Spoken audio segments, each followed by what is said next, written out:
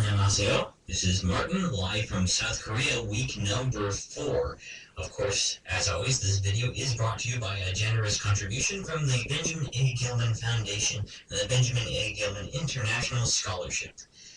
So, I didn't get around to it in my text blog, so I'll talk first about survival tips on the traffic here, because it is worth noting compared to American traffic where there's more stoplights and such, even in smaller towns. Here, the drivers have the right of way, if you hadn't heard that already, which means that if you're trying to cross the street, a car may very well come very close to hitting you or might swerve around you, again, very close.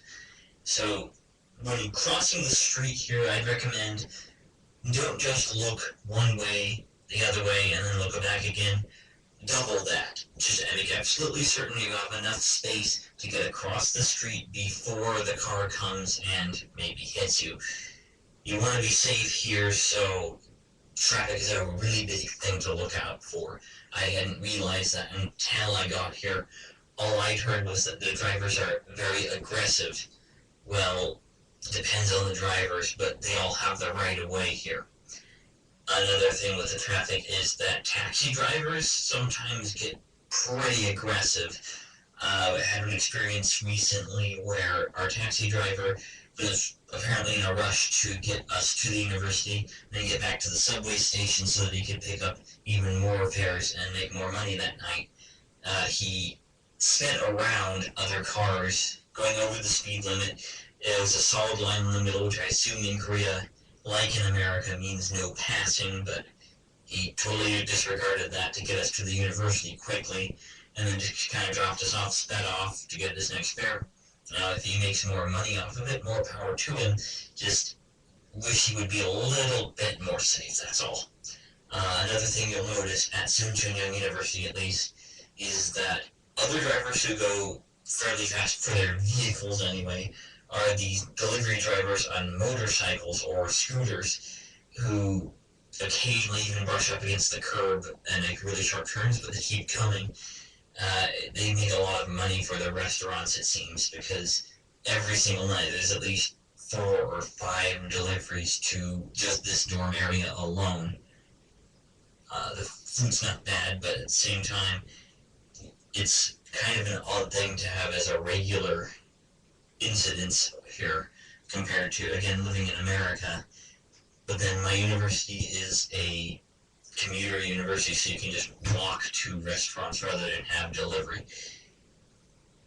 Something else worth mentioning culturally is that, probably like you've heard, age is a really big thing here culturally. It derives from Neo-Confucianism and such, where your status in society is very important to understand how you're supposed to act towards other people. My experience with this so far has been most of the Koreans that I meet, one of the first questions they will ask after what's your name, where are you from, is how old are you? And that's so they can gauge how they're supposed to act towards you. You know, if you are older than them, then you're their senior. If you're younger than them, then you're their junior.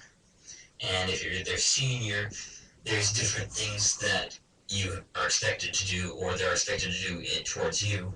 As in, if you go drinking, everyone else but the oldest person turns away after the toast, which is kande. They turn away and drink like that.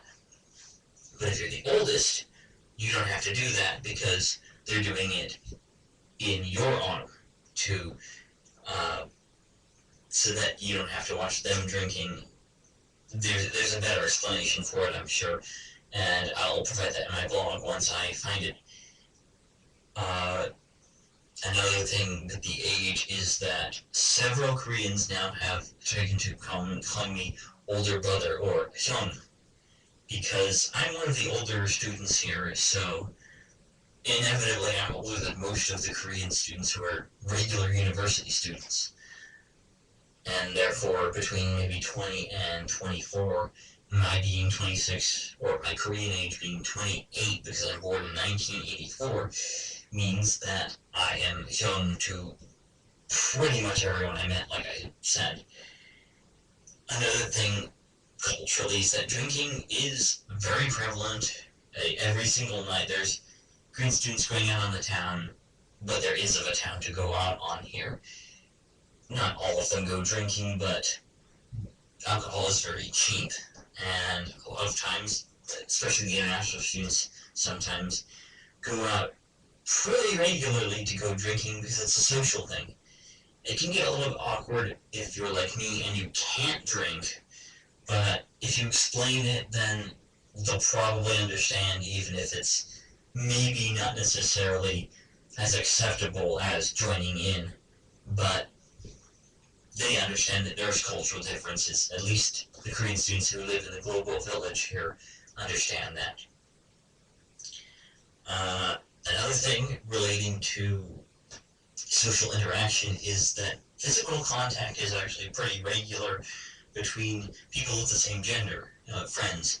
Um, you will see a lot of girls holding hands, and that probably would happen sometimes in the U.S. too. There's sometimes where men will, pat each other on the shoulder, a lot of physical contact just to say, hey man, yeah, I'm your friend.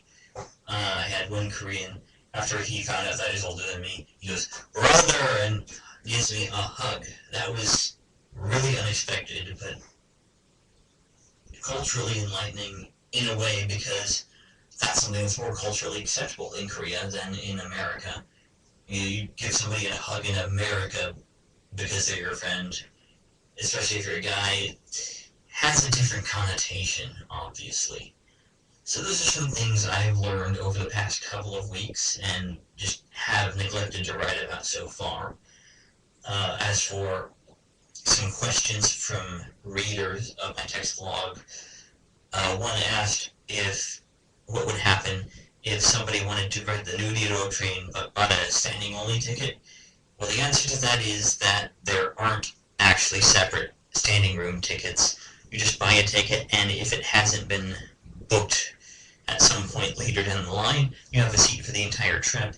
There's also a spot for handicapped people, so if you have a wheelchair, you can just slide in there and you'll be fine. Another question was whether I'm staying on budget with what I originally imagined I'd be spending, and so far, more or less, spending a little bit more on certain things than I expected to, but that's the reality of living in Korea, where those things aren't mass-produced like they are in the USA. You just get used to it and learn where to buy it maybe slightly cheaper.